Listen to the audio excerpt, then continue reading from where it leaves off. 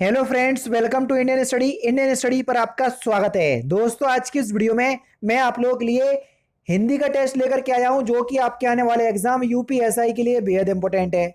तो वीडियो को एंड तक जरूर देखिएगा, क्योंकि लास्ट में मैं आपसे क्वेश्चन भी पूछूंगा और उसका आंसर आपको कमेंट बॉक्स में बताना होगा।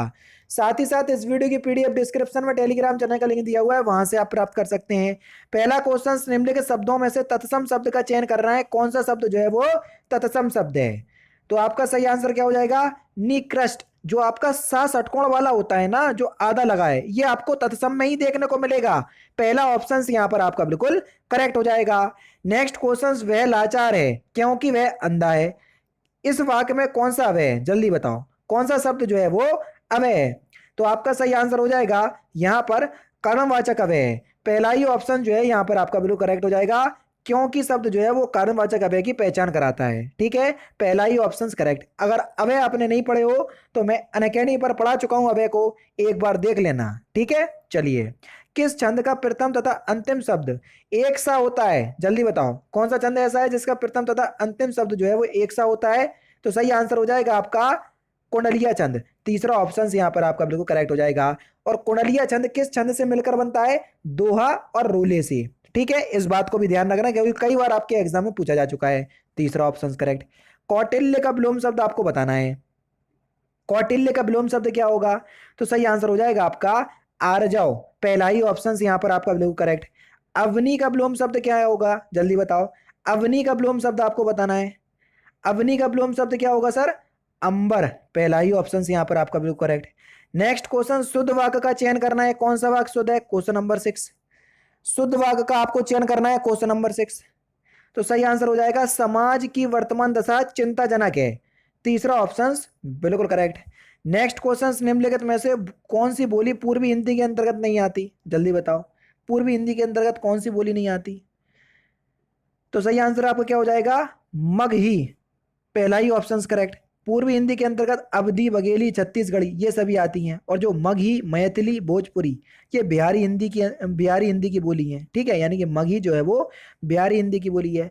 नेक्स्ट क्वेश्चन स्टार्ट करने से पहले मैं आपको बता दूं, दोस्तों, मैं अनअकैडमी पर डेली बेसिस पे 4 स्पेशल क्लास लेता हूँ। चारों ही स्पेशल क्लास बिल्कुल फ्री है। पॉलिटी, हिंदी और हिंदी का रिवीजन बैच और क्रैश कोर्स मॉक टेस्ट आपको चला रहा हूँ। ठीक है, मैं आपसे कभी कहता ही नहीं हूं और ना आज बोलूंगा कि आप चारों ही स्पेशल क्लास में आओ, क्योंकि इतना आपके पास टाइम ही नहीं होगा और यूपीएसआई की आपको तैयारी करने हैं और यूपीएसआई बनने हैं, लेकिन आपके पास पढ़ाई के लिए टाइम नहीं है। बुरा लग रहा होगा, हालांकि कोई दिक्कत नहीं है, लगता रहे, है ना।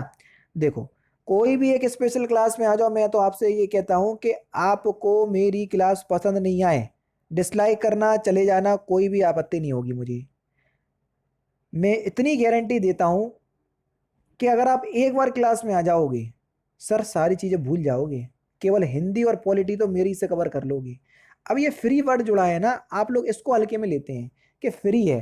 अब फ्री में पता नहीं कैसे पढ़ा रहे होंगे। अरे भाई, डेफिनेशन बदल के रख दी पढ़ाई की। आओ तो फ्री में भी बहुत सी चीज़ें आप देख सकते हैं। एक बार आओ, मेरे कहने से आओ, मैं आपसे विनती करता हूँ।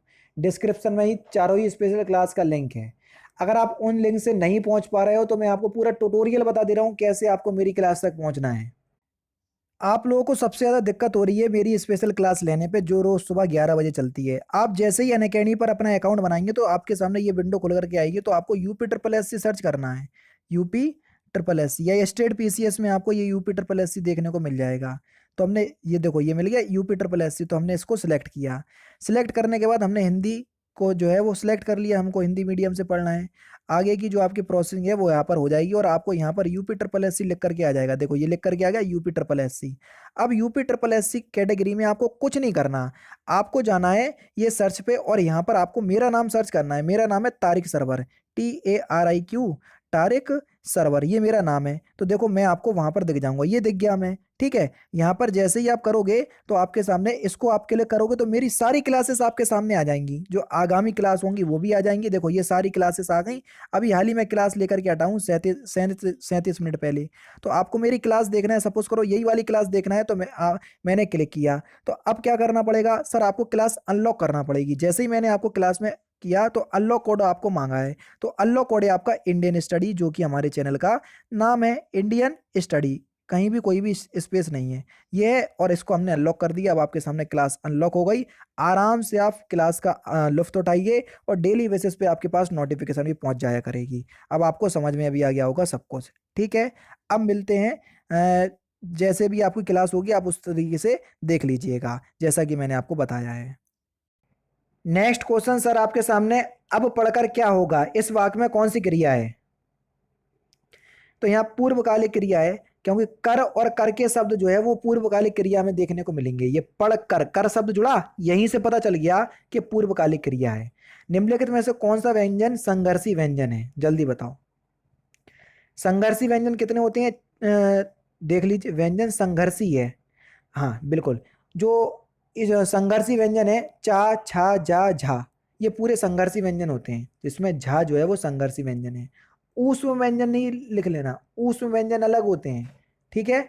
ऊष्म व्यंजन अलग होते हैं, इस बात को ध्यान रखना। ये संघर्षी व्यंजन की पूछ रहा है, स्पर्श संघर्षी व्यंजन। तो स्पर्श संघर्षी व्यंजन जो है वो आपका झा है, इस बात को ध्यान रखना। कई लोग हाँ सोच रहे होंगे, ठीक है। मर्यादा किस युग की प्रसिद्ध पत्रिका है, मर्यादा। तो सही आंसर हो जाएगा आपका द्विवेदी युग, दूसरा ऑप्शन करेक्ट। देव जो महान है, इस यह किस समास का उदाहरण है, जल्दी बताओ। देव जो महान है, तो सही आंसर हो जाएगा आपका कर्मधारय समास, चौथा ऑप्शन बिल्कुल करेक्ट। संपन्नता का विलोम शब्द क्या होगा, जल्दी बताओ। संपन्नता का विलोम शब्द, तो सही आंसर हो जाएगा आपका निर्धनता, चौथा ऑप्शन करेक्ट। निम्नलिखित में से कौन सा अज्ञानी का पर्यायवाची नहीं है, अज्ञानी का कौन सा शब्द पर्यायवाची नहीं है। भिग, ये अज्ञानी का पर्यायवाची शब्द नहीं है। जैसा काम वैसा दाम में जैसा शब्द जो है वो व्याकरण की दृष्टि से कैसा शब्द है, तो जैसा, ये कैसा शब्द है। तो आपका जो सही आंसर हो जाएगा जैसा काम वैसा काम, ये व्याकरण की दृष्टि से जो है वो एक विशेषण शब्द है, तीसरा ऑप्शन करेक्ट। निसंकोच शब्द में प्रयुक्त उपसर्ग आपको बताना है कि कौन सा उपसर्ग है। तो यहाँ पर निहि उपसर्ग होगा, तीसरा ऑप्शन करेक्ट। पीछे चलने वाला, वाक्यांशों के लिए एक शब्द क्या होगा, पीछे चलने वाले को क्या बोलते हैं, तो इसको हम अनुगत बोलते हैं, चौथा ऑप्शन करेक्ट। नेक्स्ट क्वेश्चन, निम्नलिखित में से कौन सा आदि त्यागी युग्मों का अर्थ है, तो सही आंसर हो जाएगा आपका मानसिक कष्ट, तीसरा ऑप्शन करेक्ट। काटना का तत्सम क्या होगा, तो काटना का तत्सम हो जाएगा कर्तन। रुपए फिल इन द ब्लैंक्स हैं, तो रुपए खनकते हैं, चौथा ऑप्शन करेक्ट। कट जाना, इस मुहावरे का सही अर्थ क्या है, आंखें चुराना, पहला ऑप्शन करेक्ट। किस बोली में नए उपसर्ग लगाया जाता है, तो खड़ी बोली में लगाया जाता है, पहला ऑप्शन करेक्ट। भारतवर्ष के लिए हिंदी भाषा का नाम सबसे पहले किसने सुझाया, तो सही आंसर हो जाएगा राजा राम मोहन राय। हर्ष का विलोम शब्द क्या होगा, हर्ष का विलोम शब्द, तो हर्ष का विलोम शब्द हो जाएगा विषाद, तीसरा ऑप्शन करेक्ट। हिंदी शब्दकोश में छा का वर्णक्रम किसके बाद आता है, कई बार पढ़ चुके हैं, का के बाद आता है सर, तीसरा ऑप्शन करेक्ट।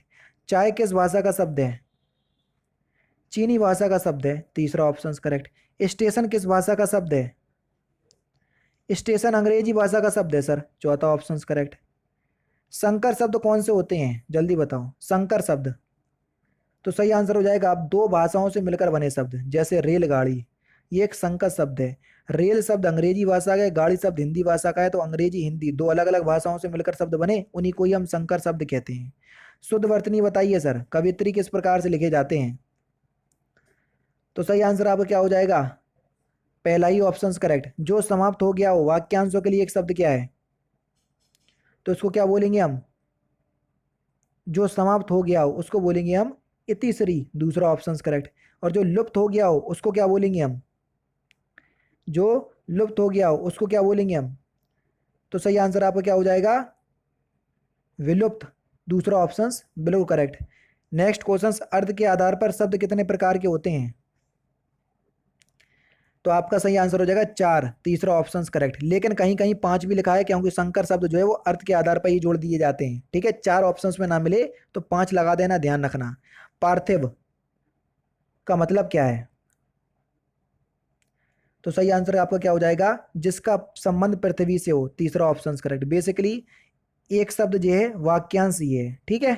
तिलक किस प्रकार का शब्द है, तो एक तत्सम शब्द है, तीसरा ऑप्शन करेक्ट।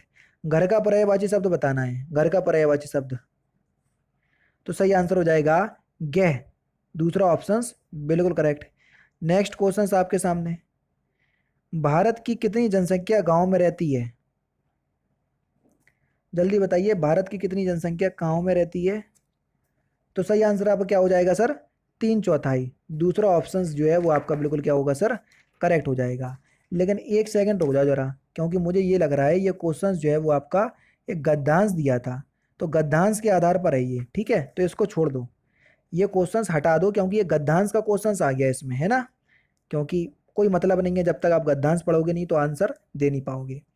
छाया है माथे पर आशीर्वाद सा, पंक्ति में प्रयुक्त अलंकार कौन सा है? देखो आशीर्वाद सा, ये सा शब्द है ना, यही आपको पहचान करा देगा इसमें उपमा अलंकार है, दूसरा ऑप्शन करेक्ट। छोटा फिल इन द ब्लैंक्स, जितना अक्खड़ है बड़ा भाई उतना ही फिल इन द ब्लैंक्स है, तो दिए गए मुहावरों दिए गए वाक्य में आपको उचित शब्द बताना है। तो छोटा भाई छोटा भाई, तो यहाँ पर भाई आएगा, जितना अक्खड़ है बड़ा भाई उतना ही भद्र है, भद्र यहाँ पर दूसरा, यानी कि यहाँ पर भाई यहाँ पर भद्र, दूसरा ऑप्शन बिल्कुल करेक्ट। गौ से समान बहुवचन दिए गए विकल्पों में से कौन सा है? तो गौ से कौन सा बहुवचन जो है वो बनेगा? इस क्वेश्चन का आंसर आप मुझे कमेंट बॉक्स में बताओगे।